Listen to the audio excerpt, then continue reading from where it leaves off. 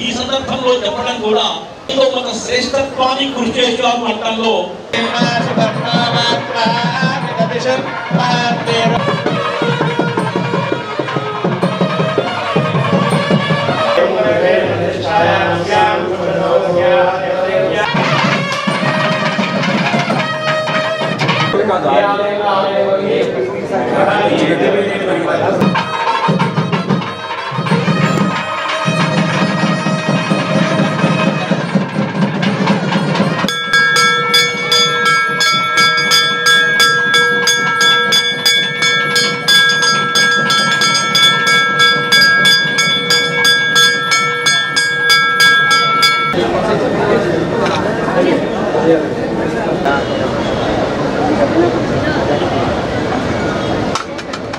సోదరుడు శ్రీ సూరపనేని లక్ష్మీప్రసాద్ లతా దంపతులు ఈ విశాఖ సాగర తీరాన ఒక అద్భుతమైన ఆధ్యాత్మిక కేంద్రాన్ని మొగదారమ్మ శ్రీ మహాలక్ష్మి విగ్రహాలను ప్రతిష్ఠించి ఈ దేవాలయాన్ని ఏర్పాటు చేయడం చాలా సంతోషించాల్సిన విషయం. లక్ష్మీదేవి అన్ని రకాలంటే శుభాలకు, సంతోషానికి, సౌభాగ్యానికి మారిపోయారు. అలాంటి మహాలక్ష్మమ్మ దేవస్థానాన్ని ఇక్కడ విశాఖ సాగర్ తీరంలో ఏర్పాటు చేయడం ఈ ఉత్తరాంధ్ర ప్రజలందరికీ దర్శనార్థం అవకాశం కల్పించడం చాలా సంతోషకరమైన విషయం. శ్రీ లక్ష్మీప్రసాద్ దంపతులు బంధువుల కన్నా చిన్ననాటి బాల్య మిత్రులు, కలిసిమెలిసి ఆడి పాడి తిని ఆ రోజుల్లో కలిసి పెరిగాం.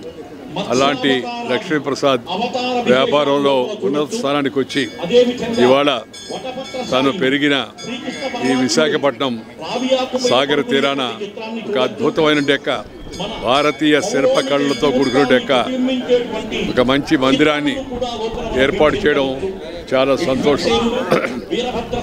విశాఖపట్నం సుందరమైనది, పరిశుభ్రమైనది, అదే కాకుండా మంచి మనుషులు ఉన్నంటే యొక్క మంచి ప్రాంతం. ఇక్కడ ఈ ఆధ్యాత్మిక కేంద్రాన్ని ఏర్పాటు చేయడం వలన ప్రజలందరికీ ఈ దర్శనం కలిగించే అవకాశం లభిస్తుంది. మన హైందవ ధర్మంలో, మన హిందూ మత సాంప్రదాయంలో దేవాలయాలకు ఎంతో ప్రాముఖ్యత ఉంది.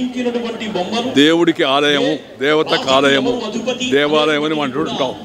సామాన్య మానవులు ఆ దేవాలయాలు సందర్శించుకొని దేవుణ్ణి స్మరించుకొని ప్రార్థించుకొని తద్వారా ఒక రకమైన ఆత్మ సంతృప్తిని పొందడం మన యొక్క భారతీయ సంస్కృతిలో, హిందూ సంస్కృతిలో ఒక భాగం.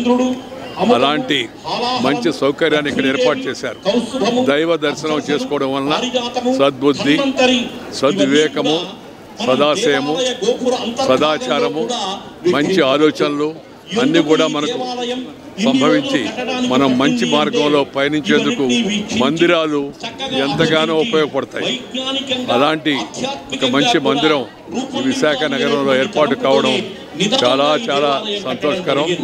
ఈ ప్రాంత ప్రజలందరూ ఈ అద్భుతమైన ఈ సౌకర్యాన్ని ఉపయోగించుకొని మందిర దర్శనం చేసుకొని వారందరూ కూడా జీవితంలో ఉన్నత స్థానాలకి వెళ్ళాలని, సుఖ సంతోషాలతో, సౌభాగ్యంతో జీవించాలని నేను కోరుకుంటున్నాను. మరొకసారి ఇంత మంచి పని చేపట్టి ఖర్చు కూడా వెనకాడకుండా అద్భుతమైన శిల్ప కళా సంపదను మనకు అందించిన శ్రీ లక్ష్మీప్రసాద్, శ్రీమతి లతా దంపతులను మరొకసారి నేను అభినందిస్తున్నాను. ఈరోజు ఈ మందిర ప్రాణ ప్రతిష్ఠ జరుగుతుందని తెలిసి శ్రీ లక్ష్మీప్రసాద్ మీరు తప్పనిసరిగా రావాలంటే ఇవాళ నేను, మా శ్రీమతి ఉపవరపు వర్షమ్మ, మేమందరం కూడా వచ్చి ఇక్కడ ఈ మందిర ప్రారంభోత్సవ కార్యక్రమంలో పాల్గొనడం, వచ్చిన భక్తులందరినీ చూసే అవకాశం లభించడం చాలా సంతోషం. మరొకసారి శుభాకాంక్షలు అందజేస్తూ సెలవు తీసుకుంటున్నాను. హిందూ దేశం మరలా ఒకసారి స్వామి వివేకానంద వారు, రామకృష్ణ పరమహంస